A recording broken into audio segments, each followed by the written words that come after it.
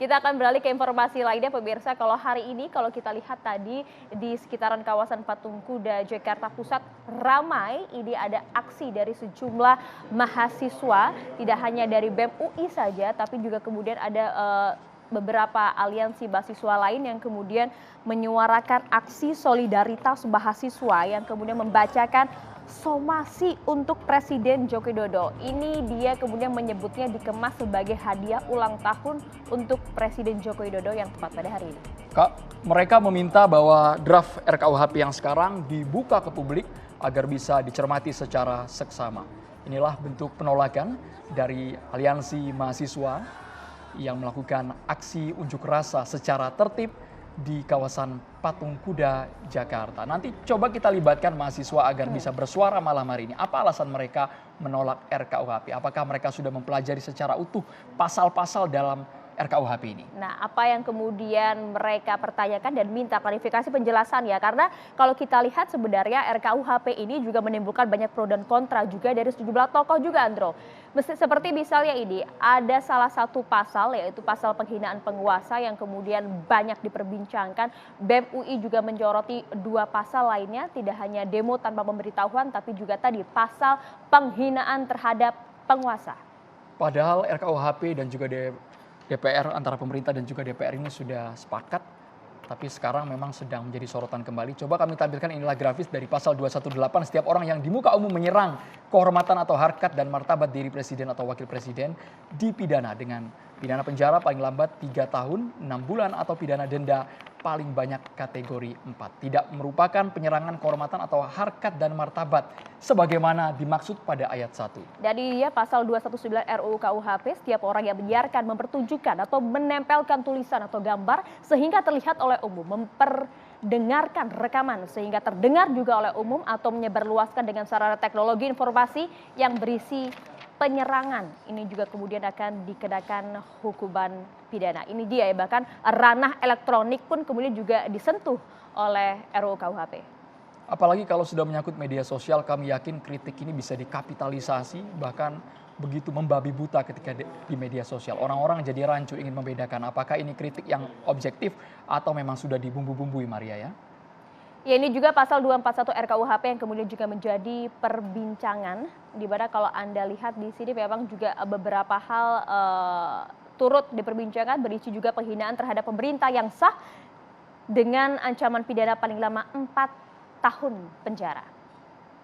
Yang terbaru juga pasal 353 ayat 1 RKUHP menjadi sorotan juga baru-baru ini karena setiap orang yang di muka umum dengan lisan atau tulisan menghina kekuasaan umum atau lembaga negara dipidana dengan pidana penjara paling lama 1 tahun 6 bulan. Nah, ini yang kemudian menjadi pertanyaan, bagaimanakah koridor bentuk kritik dan juga bentuk penghinaan ini secara jelas, Andro, agar kemudian orang yang kemudian berniat memberikan kritik, masukan untuk pemerintah maupun penguasa ini tidak kemudian begitu saja dicokok dan juga dikenakan pasal. Bukan bermaksud repetisi mengenai mana kritik, mana penghinaan, tapi paling tidak untuk mengingatkan kembali kepada publik bahwa masyarakat harus tahu koridornya seperti apa. Langsung saja kita ulas, Maria. Langsung saja, kalau gitu kita sapa sejumlah narasumber kami. Ada Ateria Dahlan, politisi PDI Perjuangan. Assalamualaikum, selamat malam Bang Terry.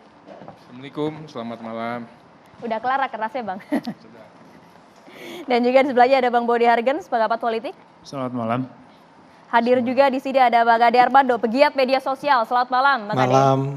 Sehat, Bang Ade? Sehat-sehat, makasih. Alhamdulillah. Bang Ade, sudah kembali ke meja catatan demokrasi. Setelah kejadian yang luar biasa, cukup mengejutkan kami. Bang Ade, kami juga turut prihatin. Kemudian kami juga mengundang Bang Abdul Fikar Hajar, pakar hukum pidana. Assalamualaikum, selamat malam.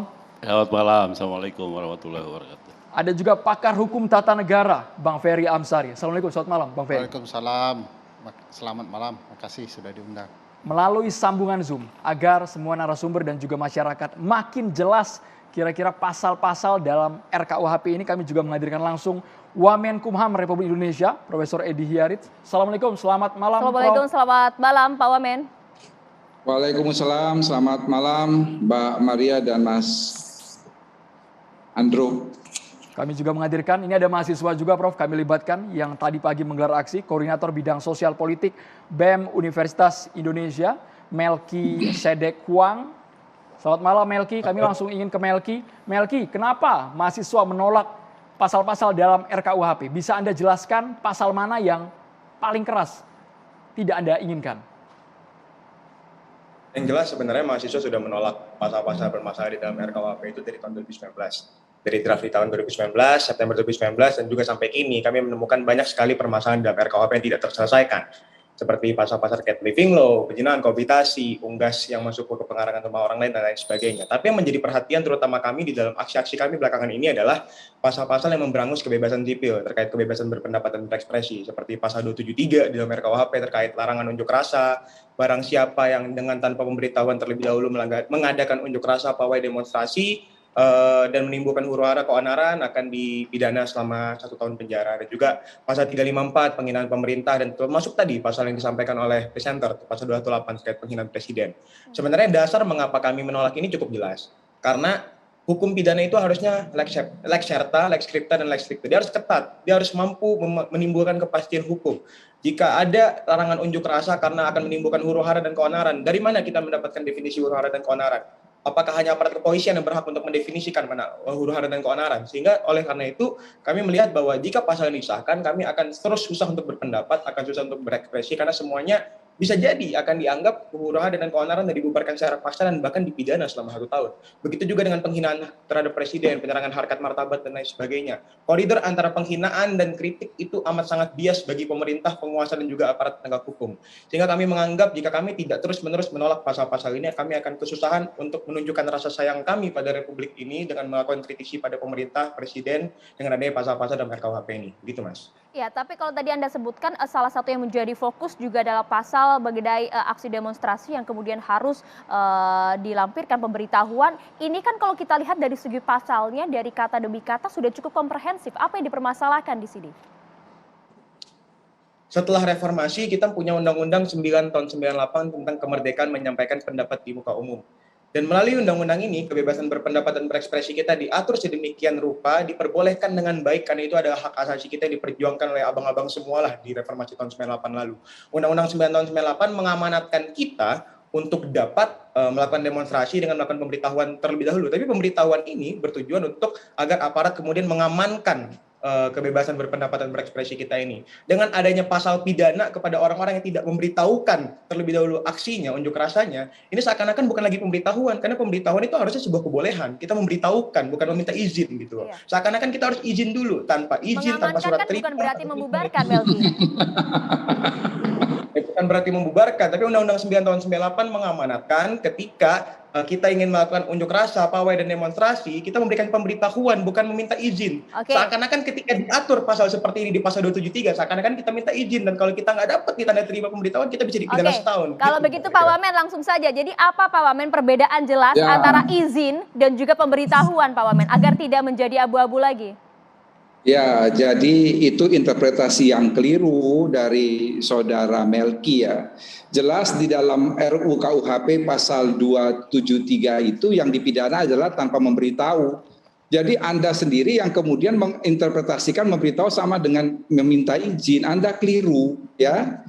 Dan Anda harus pahami bahwa sebetulnya RUU KUHP tentang demonstrasi, pawai, dan segala macam justru lebih soft dari Undang-Undang Nomor 9 Tahun 1998. Di dalam Undang-Undang Nomor 9 Tahun 1998 itu ada batas waktu. Dia harus memberitahu 3 kali 24 jam sebelumnya. KUHP tidak membatasi itu. Kalau Anda besok mau demonstrasi, Anda memberitahu hari ini tidak menjadi soal karena KUHP tidak membatasi. Justru di dalam Undang-Undang Nomor 9 Tahun 98 itu membatasi. Jadi Anda keliru menginterpretasikan bahwa pemberitahuan itu sama dengan izin, tidak. Ya, itu keliru besar Anda di situ. Jadi tidak berarti bahwa ya pemberitahuan itu just memberitahu. Kalau izin berarti tanpa persetujuan Anda tidak boleh melakukan demonstrasi atau pawai. Apa hakikat pasal ini? Apa maksud dari pasal ini? Pasal ini tidak lain dan tidak bukan adalah untuk menjaga ketertiban umum. Betul, Anda punya hak untuk berdemonstrasi ataupun apa dan lain sebagainya. Tapi jangan lupa, ketika Anda melakukan demonstrasi dan lain sebagainya, Anda juga mengganggu hak orang lain. Misalnya ketika Anda memblokir jalan dan lain sebagainya, itu juga Anda mengganggu hak orang lain. Itu hakikatnya mengapa harus ada pemberitahuan. Anda sendiri yang menginterpretasikan itu sebagai izin. Jelas-jelas kata-kata di situ tanpa pemberitahuan kok Anda menginterpretasikan izin. Itu komentar saya. Baik, Melki, ditanggapi silakan. dulu Melki, boleh? Saya rasa kalau saya dianggap keliru, harusnya tim perumus dan Pak Edi juga bisa melihat kepada lapangan gitu. Kalau misalnya Bukan soal itu, Mas. Bukan soal itu. Bukan gitu, Prof. Tapi maksudnya ketika kita sedang membincangkan hal ini, seolah-olah kata-kata ini dibilang lebih soft, padahal dengan adanya Undang-Undang 9 tahun 98, Bukan. artinya dibubarkan gitu loh. Kalau ini dipidana setahun, tidak lebih soft. Tadi Anda mulai dengan kata-kata lex serta, lex scripta, dan lex stricta. Kata-kata pemberitahuan itu sudah jelas, itu adalah lex serta, jelas sekali tidak boleh diinterpretasikan lain. Mengapa harus lex stricta? Tidak diinterpretasikan lain selain dari apa yang tertulis. Celakanya tertulis pemberitahuan, Anda interpretasikan sebagai izin. Bukan Itu masalah tertulis pemberitahuan interpretasikan sebagai izin, tapi seolah-olah tadi Anda sebut sebagai izin. Karena kalau tidak diterima, nyatanya di lapangan, Prof, kami seringkali memberikan pemberitahuan kepada kepolisian dan tidak diberikan tanda terima. Kami dianggap tidak ada surat pemberitahuan kalau seperti ini. Dan tim perumus harusnya bisa melihat kondisi di lapangan. Teman-teman yang tiap hari jadi korban penggusuran paksa, hari ini dia mau bulldozer masuk ke rumahnya, orang-orang yang menggusur masuk ke rumahnya, dia tidak sempat memberitahukan pemberitahuan. Harusnya kebebasan berpendapat dan berekspresi itu hak. Bukan yang paling penting itu, Mas, yang paling penting itu bukan tanda terima. Pemberitahuan itu yang penting. Ketika Anda sudah melakukan pemberitahuan, apakah aparat penegak hukum? Kita seringkali dihadapkan dengan itulah yang mau saya katakan. Praktek di lapangan, jangan kemudian Anda menyalahkan aturannya. Bukan. Praktek di lapangan yang harus diperbaiki. Itu aja kita seringkali tidak dipukul, dimasukkan penjara. Apalagi bukan seperti itu. Jadi permasalahan dalam penegakan hukum tidak berarti harus pasalnya yang dirubah, tidak demikian. Penegakan hukum itu yang harus diperbaiki. Penegakan hukum yang ada sekarang, Prof, ketika kita sedang melakukan aksi di jalan, kita seringkali dibubarkan paksa, kita ditangkap, bahkan tanpa aturan itu. Yang kami takutkan dengan adanya pasal ini, semakin parah, kami akan terus-menerus direpresi, bahkan 1 tahun penjara. Undang-Undang 9 tahun 98 itu sanksinya dibubarkan, bukan dipidana setahun. Jadi menurut saya tidak lebih soft.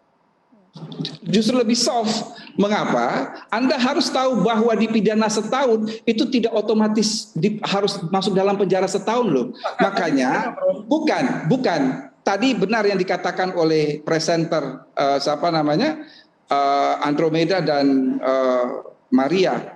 Anda baca tidak keseluruhan itu KUHP. Sebentar dulu, buku satu Anda baca.